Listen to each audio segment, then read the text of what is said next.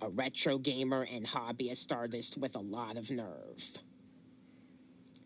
Crolister, the master of ponage.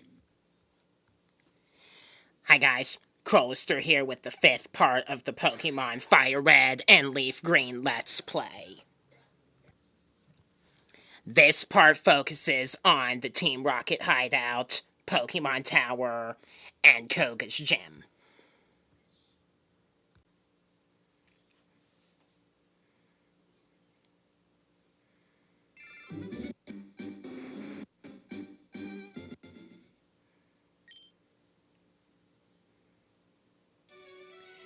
Alright, so I beat Erica in the previous episode, and now we can take on Team Rocket in the casino.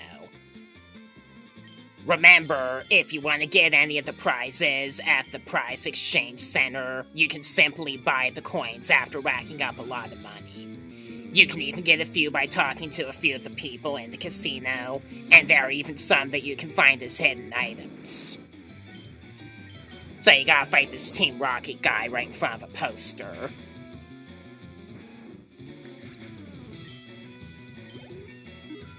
Cheers.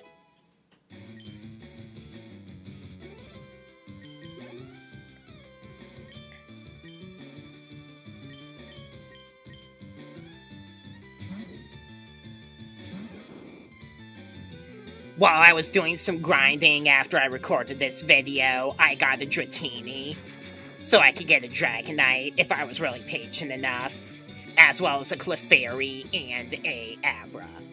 I just landed in unnecessary critical hits. There are some kind of useful items you can get as well.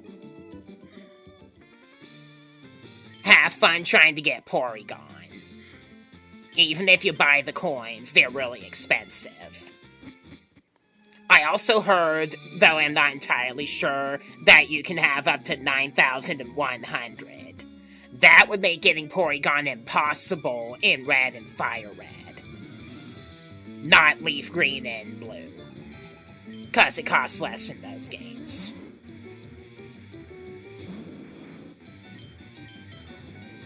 I hate you, Quick Attack.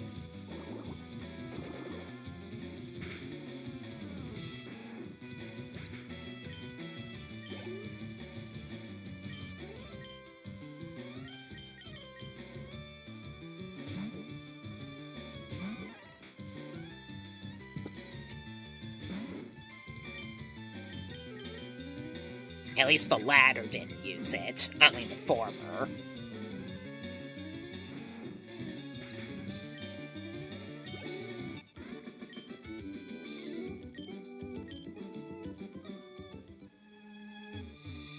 You can run while inside the Rocket headquarters. And there are no wild Pokemon, so...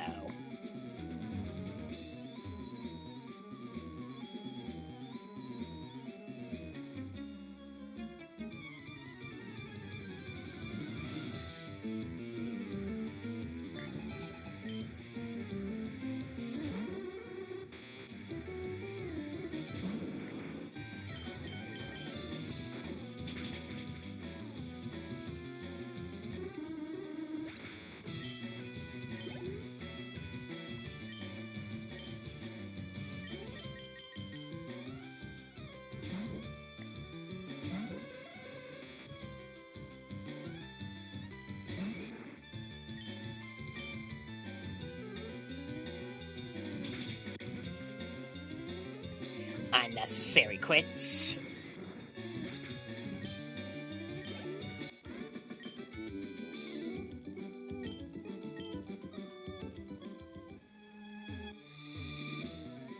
We can't go that way until I've, beaten the boss.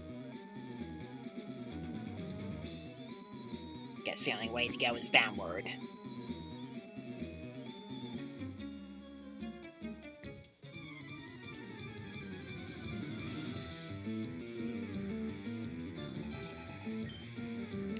Lovely, a team of 5.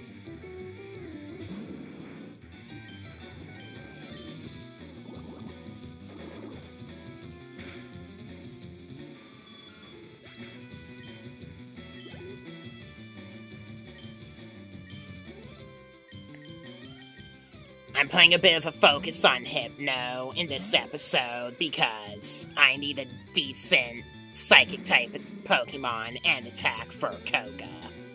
For one Pokemon in particular.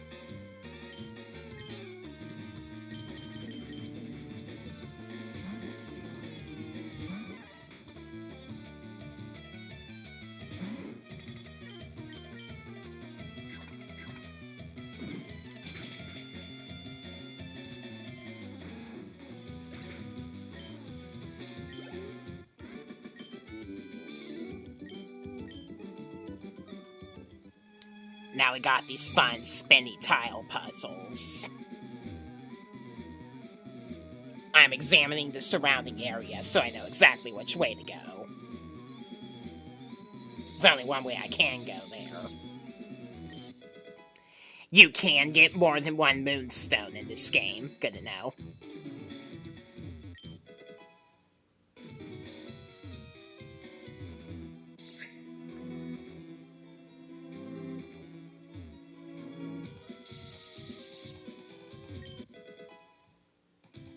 Alright, that's not gonna help much. Taunt is a move that basically prevents the opponent from using status moves. I'm just examining the tiles so I know which way to go.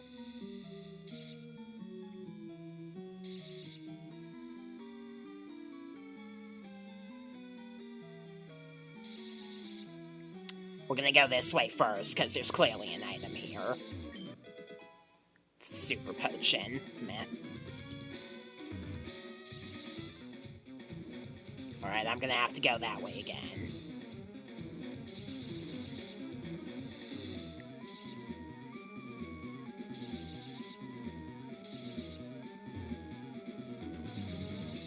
Alright, let's see what we got over here. You can't use the elevator yet until you get the lift key.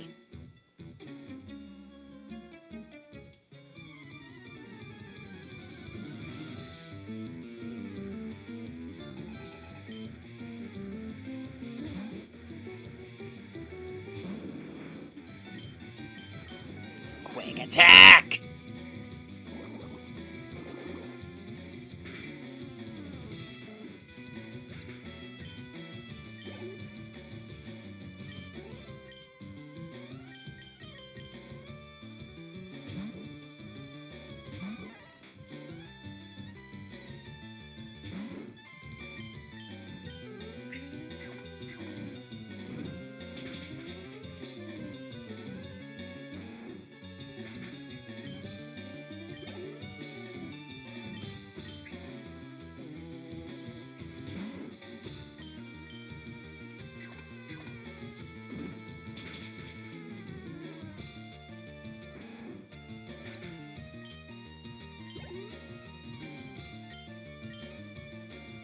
Seriously, why would anybody use only Rattatas and Raticates? That's like a horrendous group to have.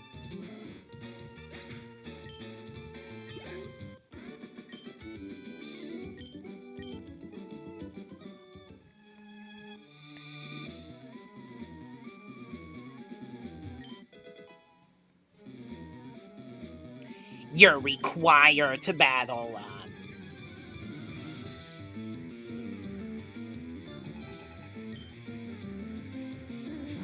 see if I got the right one or not after this battle.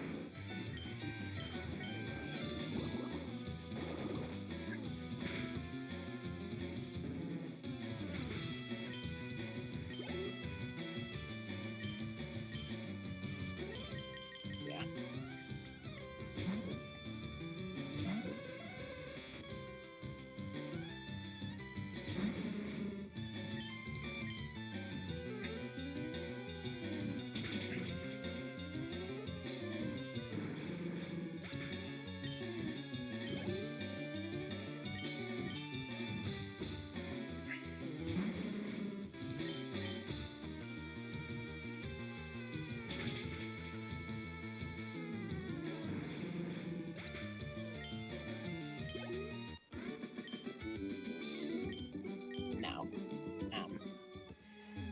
There's one grunt you're required to battle in order to get the lift key, and it's in one more floor going downward, I'm pretty sure.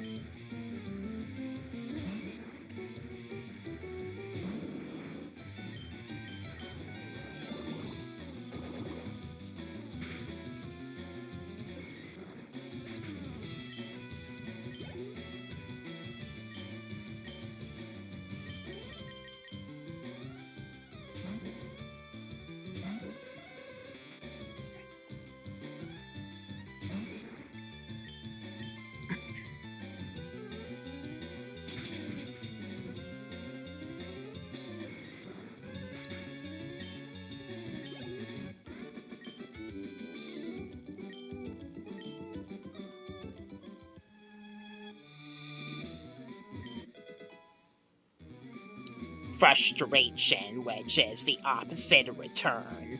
It's a normal type move that becomes more powerful the more the user hates you. And the only way you can really make a Pokemon dislike you, there's a much more useful item, a rare candy.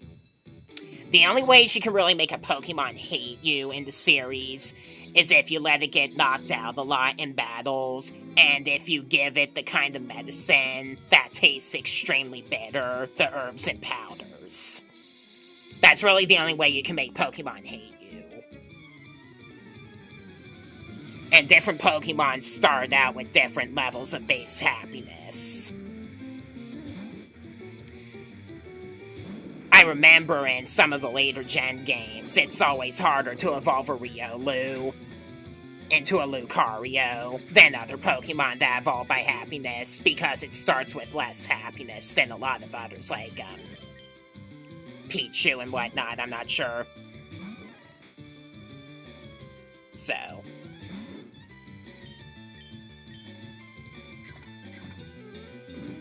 I also know that different kinds of Pokemon level up faster than others, or level up slower than others. A lot of rarer and stronger ones level up slowly, and a lot of crappier ones level up quickly.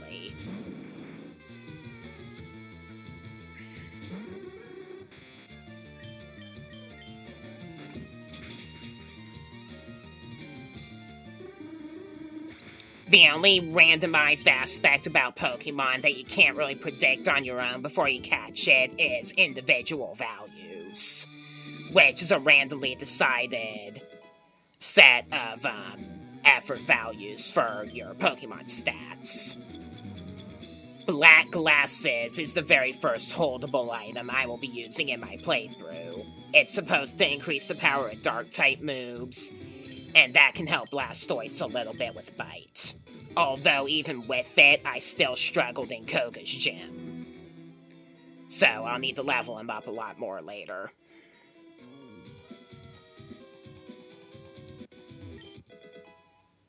Snatch.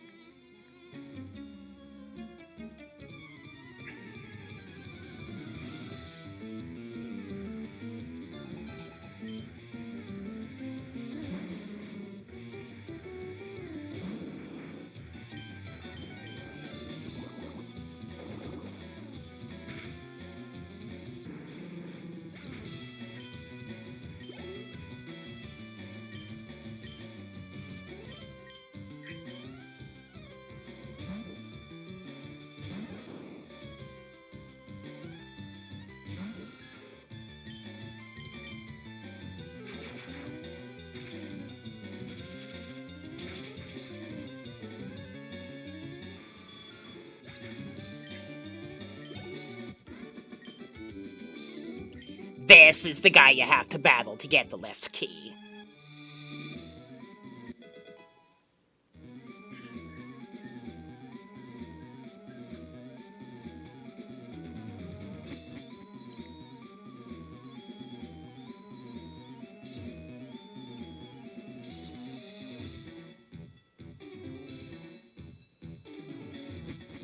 Try to find my way back there. I have to use the tile puzzle figures.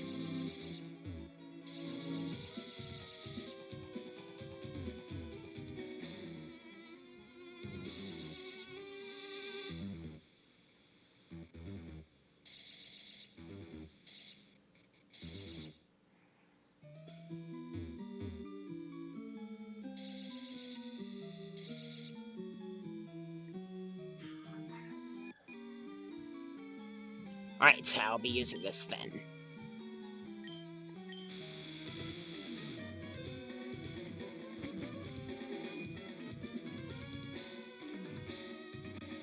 See what we got over here. Calcium, meh. You're required to battle both of these guys to open the door. And they have the Pokemon Team Rocket can have that we haven't fought yet in this area. Sandshrew and Ekans in exactly inversive roles.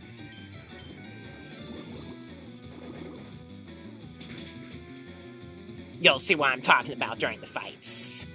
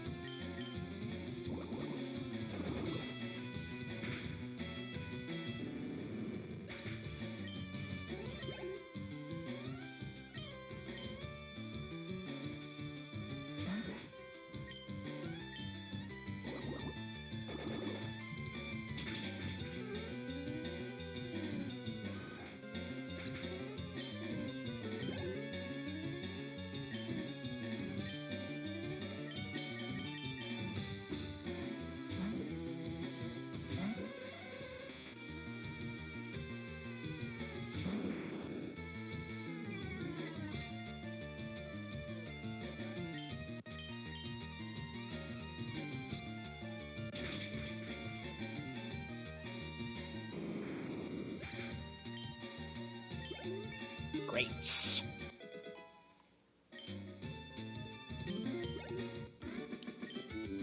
Alright, after you've beaten both, they'll open the door, and you can confront Rocket's boss himself.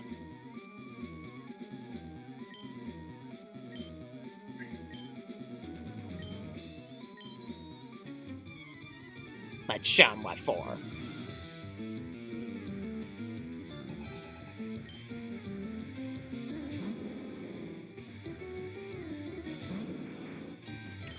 For the most part, Giovanni specializes in using ground-type Pokemon. Just make sure you have a decent grass or water type.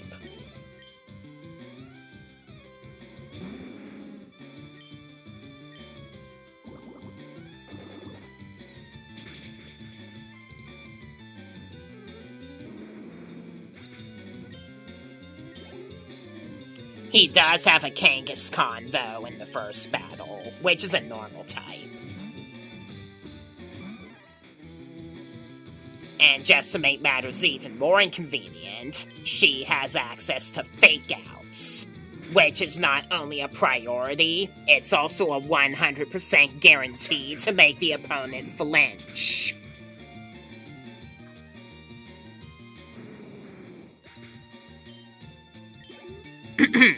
And it prevents you from attacking or moving at all in that same turn. That move infuriates me, even though it doesn't do much damage.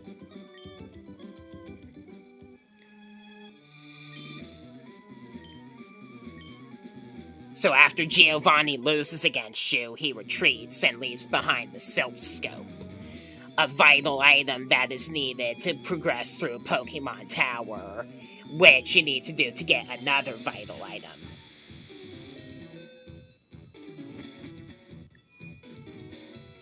We got one more grunt we gotta fight.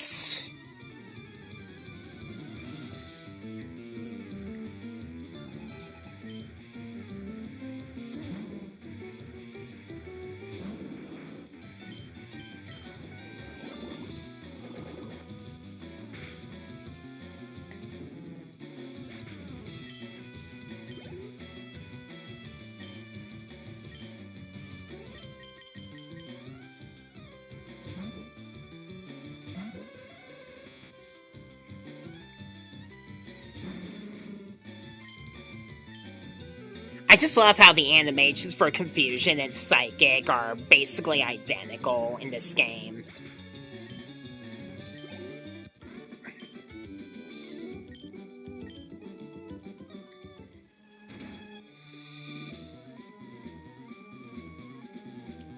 Right, so we're done in Team Rocket headquarters. Or the Team Rocket hideout, whichever one. I already unlocked Saffron City while I was grinding off cam, and most of it is being blocked off by Team Rocket grunts that will not battle you. There are a couple of details you can do right away. One of them is Mr. Psychic's house, which will give you the technical machine for Psychic, even though my Hypno already learned it by leveling. And if you're up to it, because these guys are pretty high leveled at this point, you can take on the dojo, where you fight black belts with fighting-type Pokemon. See how this Machop is much higher level than Pokemon I already fought so far? You're supposed to do this later in the game, though you can do it sooner, after Saffron City has been unlocked with an item you get from the old woman in Celadon Mansion. In Red and Blue, you would give him a fresh water from the vendor instead. They changed that in Fire Red and Leaf Green, so yeah.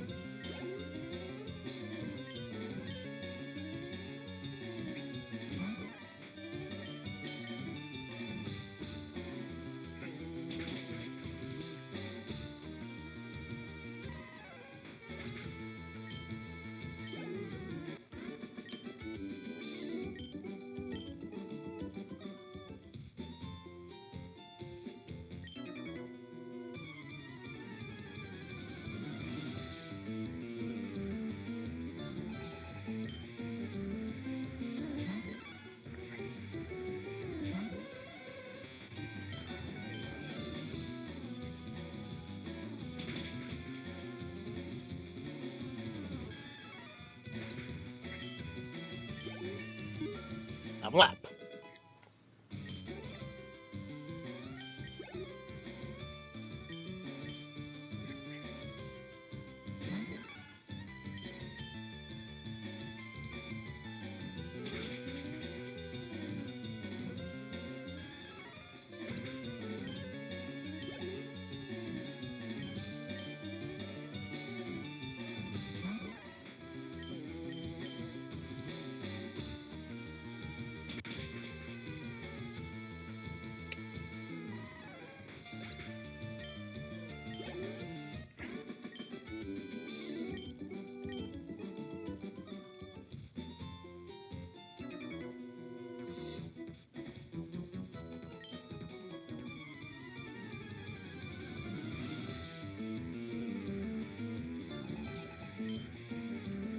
This one's Primeape is much higher leveled. It's also faster than me, which is not great.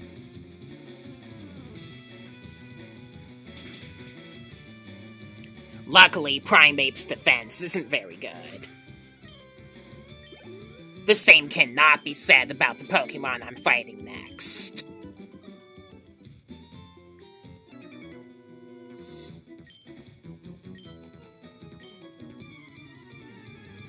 This is the alleged Karate King. Although I'm pretty sure in Japan, all black belts are called Karate Kings in that language.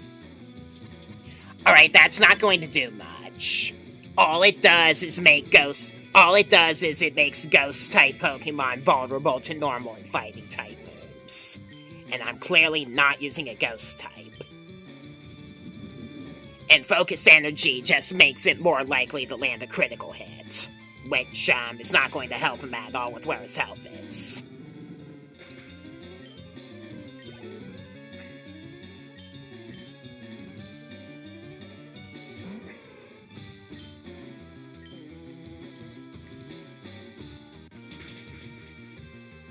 Still not no-co.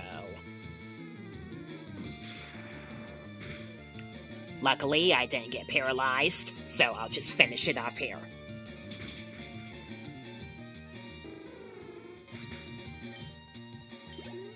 One more level up, sure.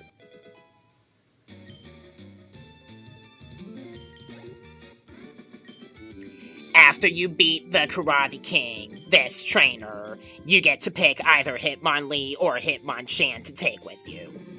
I'll pick Hitmonlee. You can only get one or the other, though, so pick whichever one you like better. Doesn't really matter to me. And from there, we can finally access the part of the Pokemon Tower where we need to find Mr. Fuji.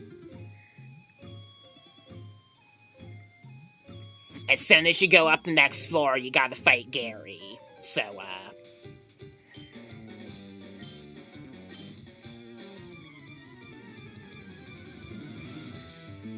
yeah, we'll see about that, mister.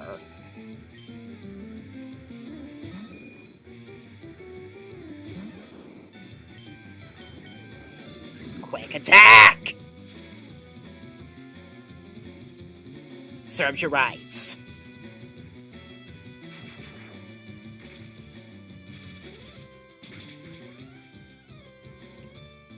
Hilarious how Pikachu can still OHKO Pokemon it's weak against without evolving into a Raichu, just with Thunderbolts. Without an electric type, Gyarados is guaranteed to take you off. With an electric type, you can make short work of it.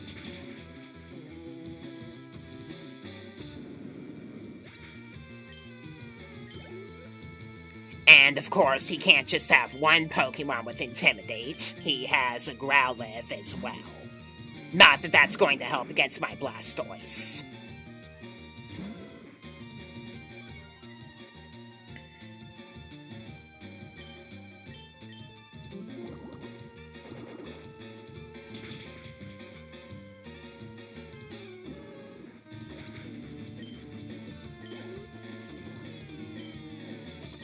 Now we got a starter.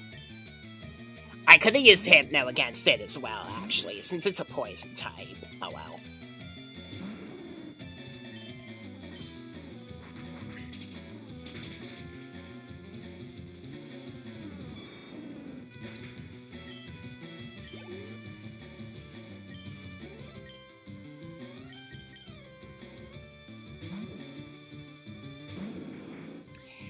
Notice a Pokemon missing his Raticates. One kind of funny theory that people have about this game is that Blue's Raticate dies during the game, after you beat him on the SSN, and that's why he's visiting Pokemon Tower. Though I think it's more likely he stuffed it in the box in favor of better Pokemon. And just had Raticate for a stand-in until that point. You never know, though.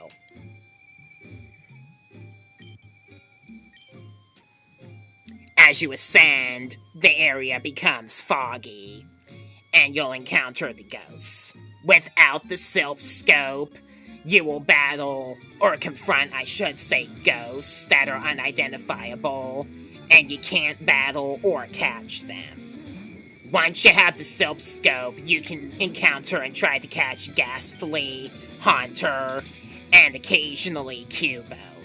I caught a Cubone off recording, though I'm not sure if I'm actually going to use a Marowak, because, in the Kanto playthrough, a ground type isn't as necessary as, it is in other games. Especially if you have a psychic type, and I got my Hypno. We got a bunch of channelers, and for the most part, they only have Ghastly. There's a couple that have a Haunter. With Bite, I can make short work of them, because they have crappy defense.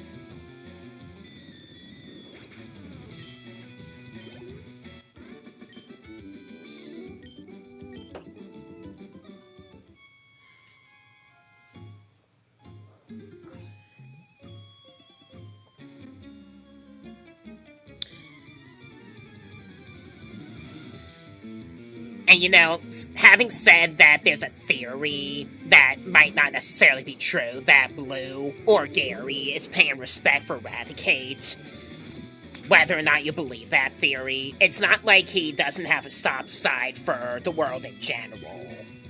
I mean, he visits Cinnabar Island in the Johto games, loathing what's become of it after the eruption. So he obviously has a bit of a soft side. Just not for you. By you, I mean Red in the games.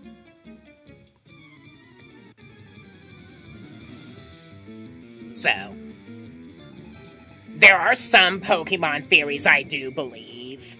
That one is one of the ones I believe a little less.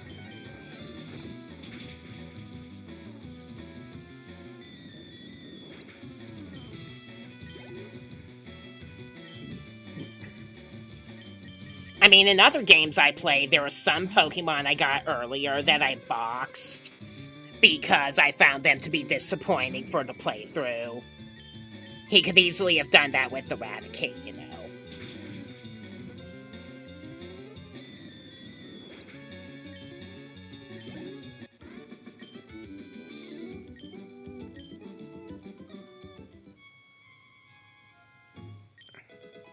We got a bunch of items on this floor.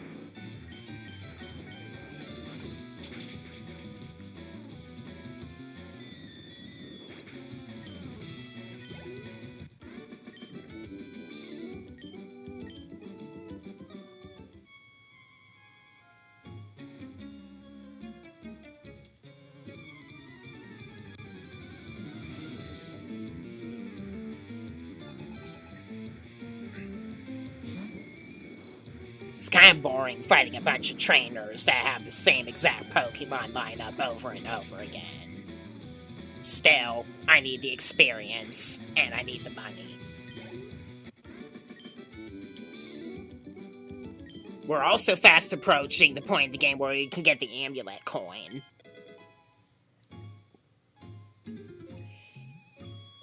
To get the amulet coin, though, you have to catch 40 different kinds of Pokemon, and it's given to you by one of Professor Oak's assistants.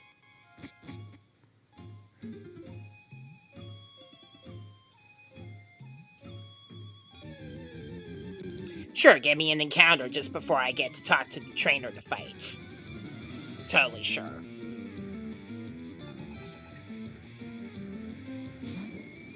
Seriously, this is lame.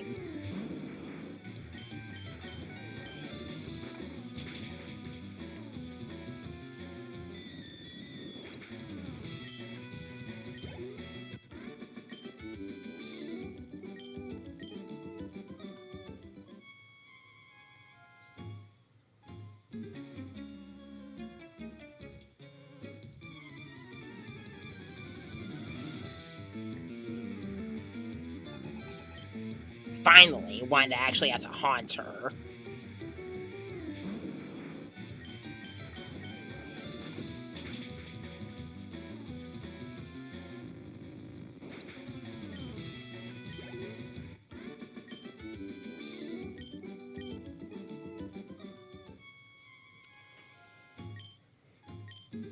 This is the Purified and Protected Zone.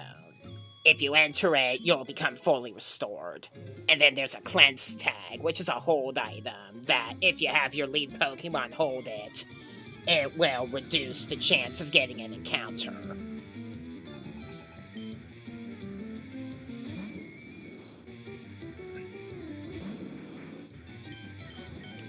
Essentially, it makes wild Pokemon slightly less likely to appear.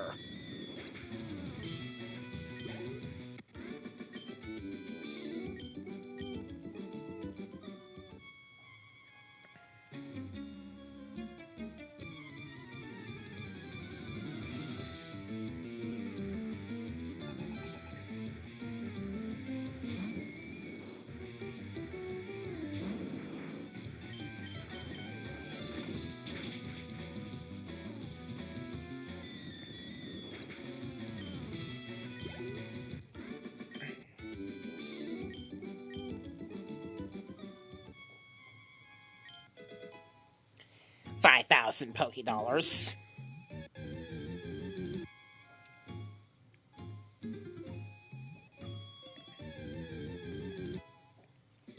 Here's an off-cam level up. Eh.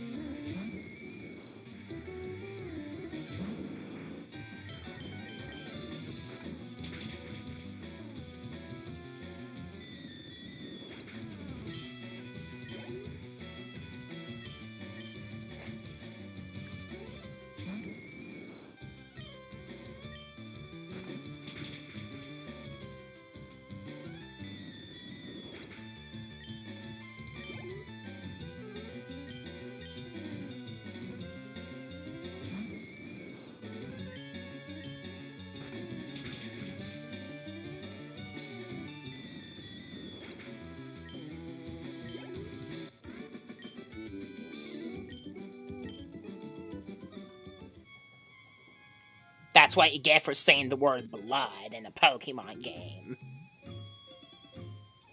X accuracy, I guess, could be useful against Koga if you're underleveled.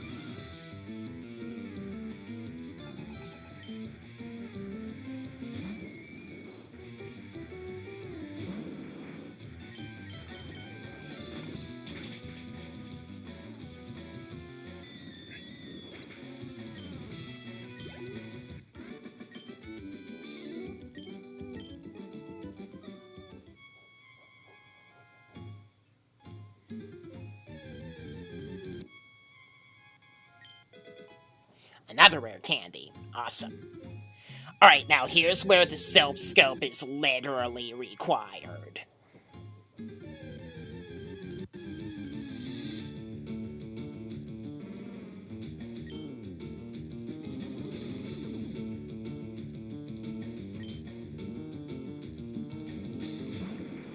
This, as you know, is the parent of the orphaned Cubone that's in Lavender Town as part of the game's story. You cannot catch her, so just knock her out, and you can progress from there.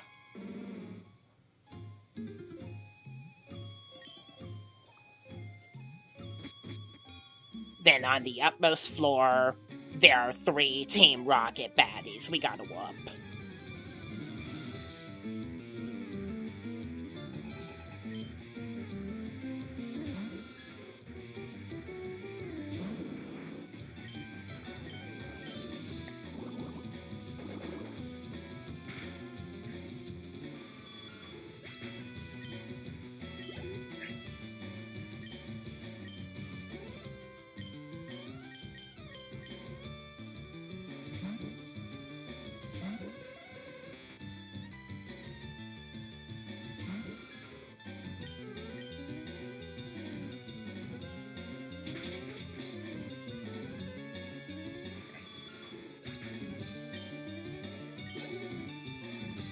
The first goal bat of the game.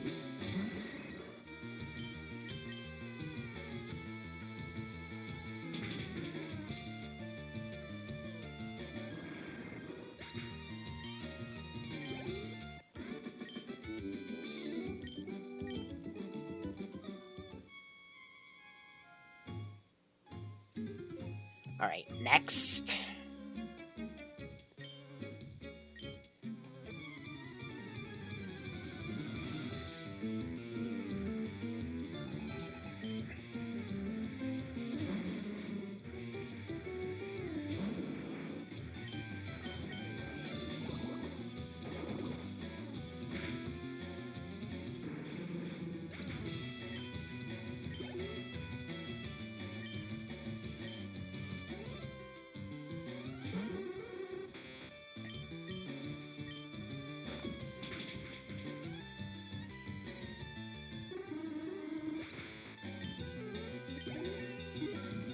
Nice.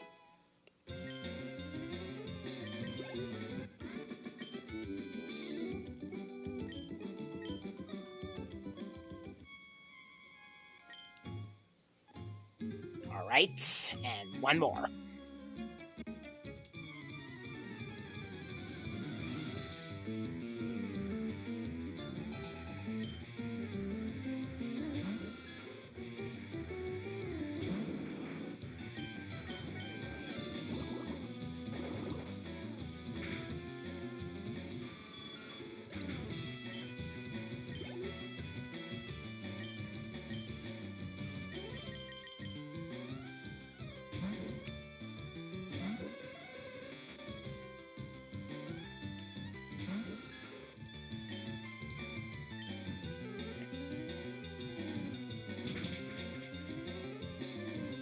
An unnecessary critical hit was landed.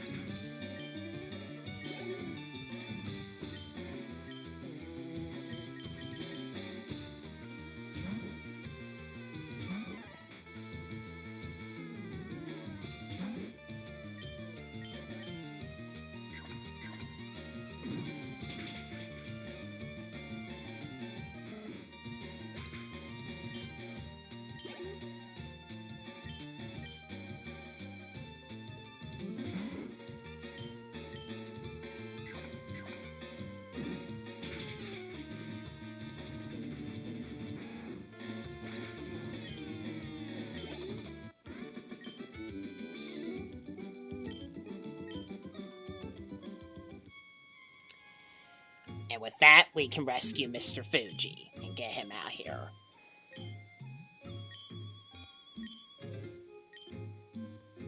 Even though he claims that he came here just to pray for the dead Marowak. You automatically go back to his house then, and he will give you the Poké Flute, which is what we need to deal with the nuisances that the Snorlax are. After you deal with Team Rocket in Pokemon Tower and get the Poké Flute, you can confront Rocket again in Saffron City, Silph Scope. We're gonna do Fusha City first, though, for its gym. Up ahead, we have a double battle.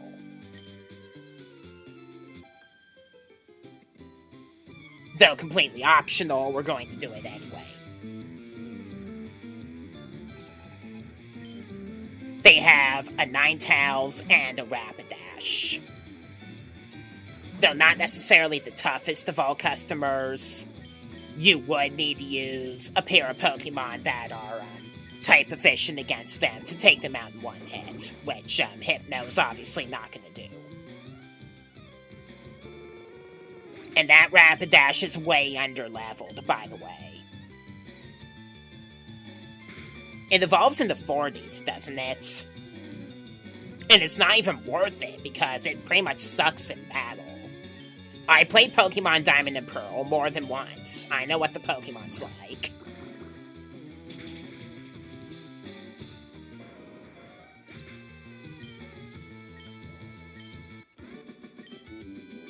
I have to go this route anyway. For a specific reason.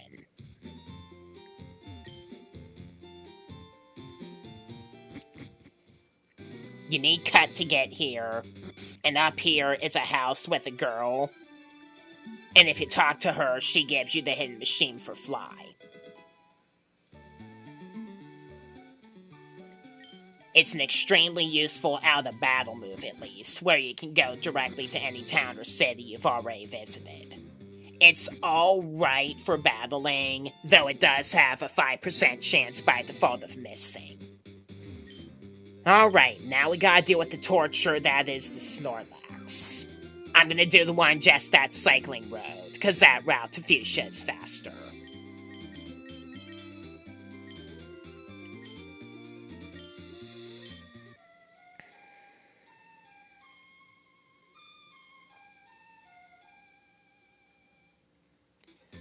See how this goes.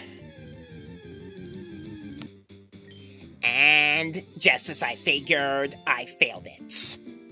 This is the assistant that gives you the amulet coin in this very building on the upper floor. I'm a couple of Pokemon short as of this recording, as you can see. I'll fill that number in to get the amulet coin off camera. Once you have the amulet coin, you can make a Pokemon hold it, and if the Pokemon is used in the fight, it doubles your prize money. Extremely useful if you like to use the Versus Seeker. Now, in Cycling Road, you'll fight a bunch of bikers and cue balls. Bikers like poison types, and cue balls like fighting types. An ideal opportunity to level up my Hypno. You know, for the sake of this video, I'm just probably gonna skip over this, so that you're not bored watching a bunch of trainer fights. Just know that there's a bunch of them on this route, and it will be ideal for leveling up a decent Psychic-type Pokemon, so you can get ready for Koga. There is one biker on the route, though, that has a pair of Voltorbs. That's really all you need to know about this point. Once you start unnecessary crits, once you start on the slope, you will start going downward automatically while not pressing any controls due to the slope, and will go up and horizontally slowly. And you cannot surf or dismount the bike. That's really all you need to know about the Cycling Road segment. So, yeah. In the route gate on the upper floor, there's a guy that'll trade you a gold duck for his Lickitung. Funny how a lot of trade-exclusive Pokemon in this game are Pokemon a lot of people hate. Farfetch'd, Mr. Mime, Jinx, and Lickitung. There are 3 bird keepers and a patch of grass in the lower right corner from there. And, here's Fusha City. Once you make it to Fusha City, you're able to buy Ultra Balls, which are strongly recommended for the rest of the game, though they cost more.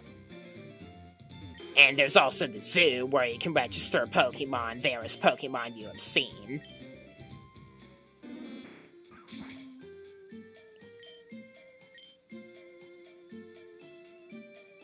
The bug catcher at the Kangaskhan is actually a Moog Tutor.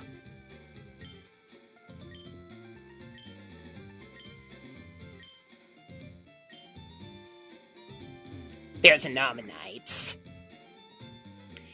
If you pick the Helix fossil, that'll have a Kabuto instead. One of the most infamous Pokemon from this generation, Chansey.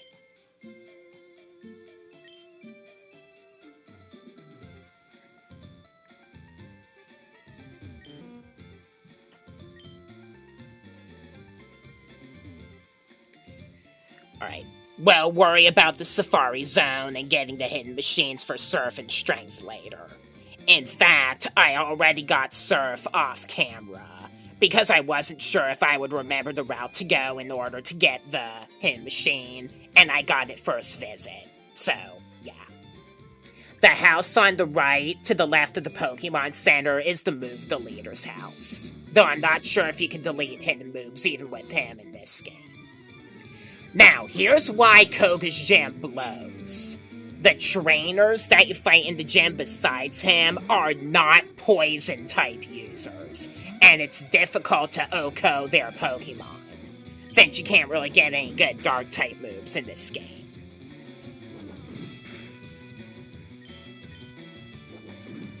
There are a couple of tamers that have Arbok, and that's literally it where poison types are concerned. This gym was specifically made to troll the player, and I'm not just talking about the invisible walls.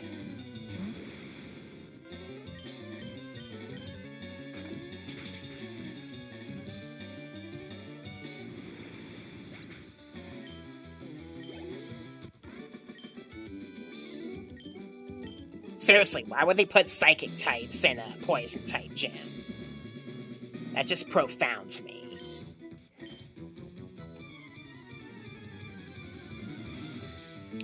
I remembered that Koga's Muck has access to Minimize, which makes the battle a nightmare at best.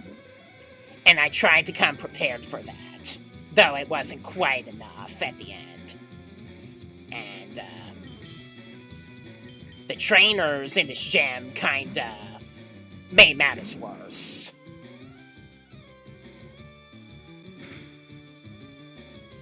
What was that? Critical hits? That wasn't even close.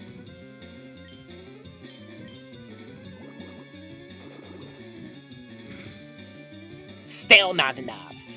And I get hit with a 55% accuracy poisoning move.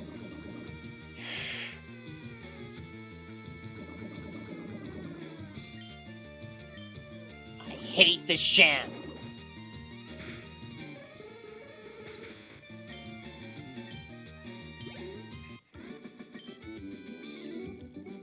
I gotta bail out.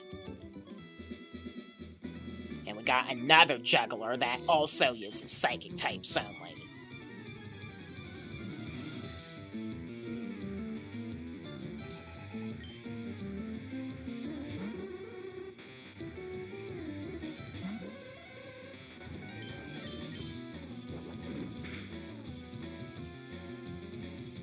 How are you hitting me on command with a 55% accuracy move? How come if I use moves that have even a little bit of a chance of missing, they always miss? And if the opponent uses a move that has a chance of missing, it always hits?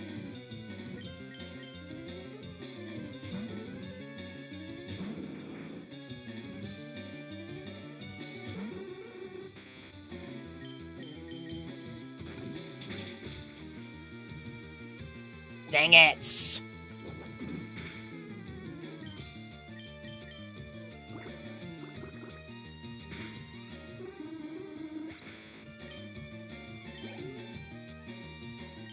I'm not nearly as bothered about Kadabra because its defense is horrendous.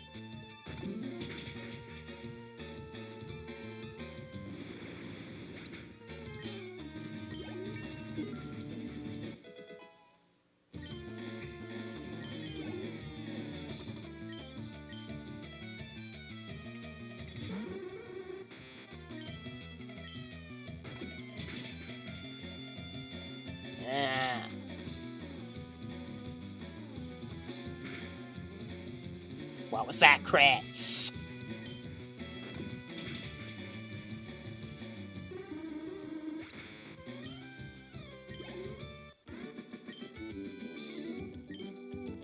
I gotta bail out again.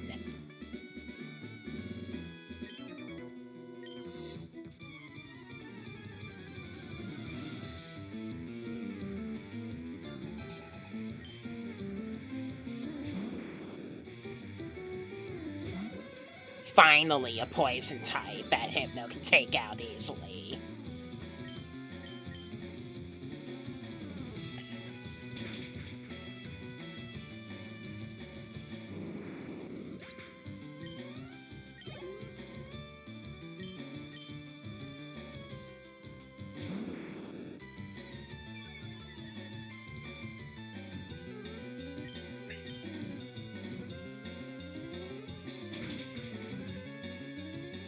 An unnecessary crit. Shh.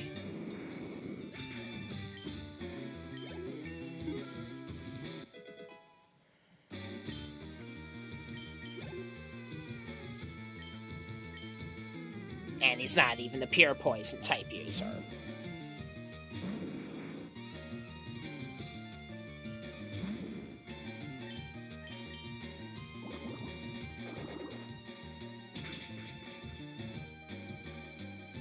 Unnecessary crit. Shh.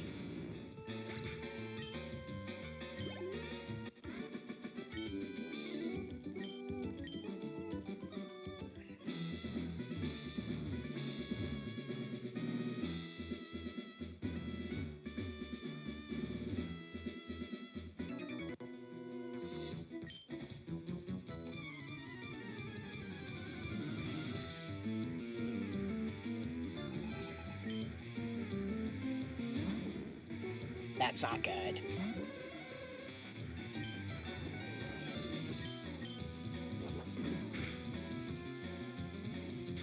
Obviously, and obviously. No flinch, and he has to use sand attack of any move.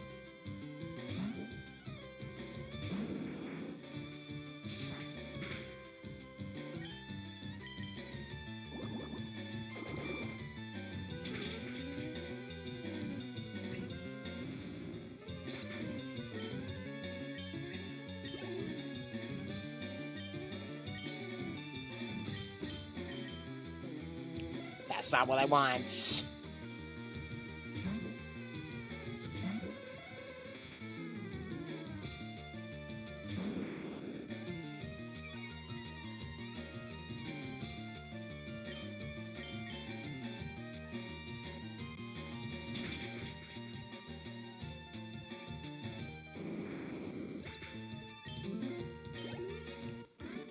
Alright, and we still have another juggler, it looks like. Yep. I'm not falling for this again.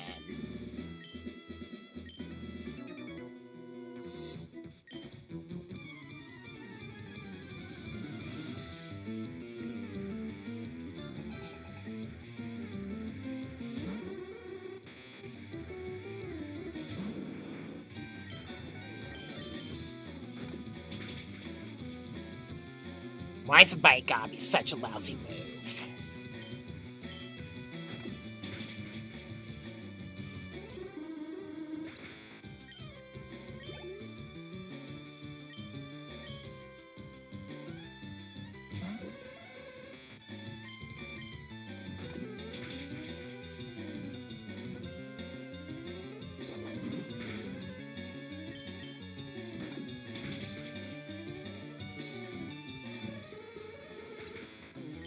Well, at least now I can take on the leader that actually uses the type specified by the gem sign.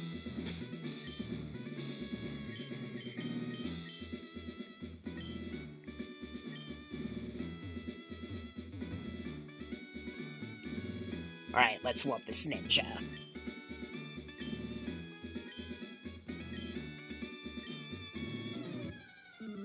He uses poison types. He has a couple of coughings, a wheezing, which is his strongest Pokemon by level, and a muck. The muck is the one you have to be scared of, because it's really bulky, and it has access to the move Minimize, which can make the battle borderline unbearable.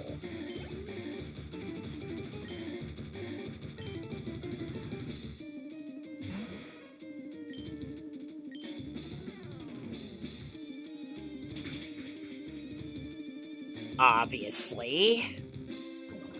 I'd rather it use Toxic on me than Minimize. Much rather. badly poisoned means the damage you take from the poison becomes progressively stronger every turn. However, where I'm at right now, I can still end the battle in my favor, so that's alright.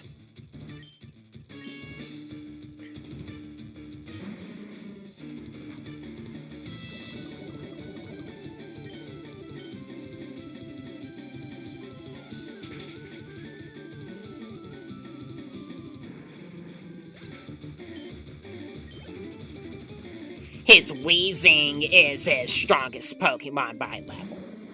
However, Wheezing is not really bulky like Muck is, so you can OHKO it right now. Just remember, Coughing and Wheezing have Levitate, so they're immune to ground-type moves. A Psychic type is pretty much essential. And with that, we get the Soul Badge, which is supposed to boost your physical defense and allows you to use Surf outside the battle. You get Surf in the Safari Zone at the end of the area in its special house. And that's where I'm going to leave off with this episode. Consider subscribing or at least checking out my channel if you like any of the franchises listed, because I do plan to talk about them a lot and want to continue doing so for my channel. I am a hobbyist artist that makes fan art of different game characters and franchises I like, and will occasionally come out with Let's Plays of mostly retro games I have that I feel like are worth playing for sport on my channel. I have quite a lot in mind, so consider checking me out if you are interested. I will come out with part 6 of this Let's Play in a week or so. I am Crolister, Master of Ponage. Thank you for watching. Stay tuned for that and plenty more up ahead, and I will see you guys very soon. Bye.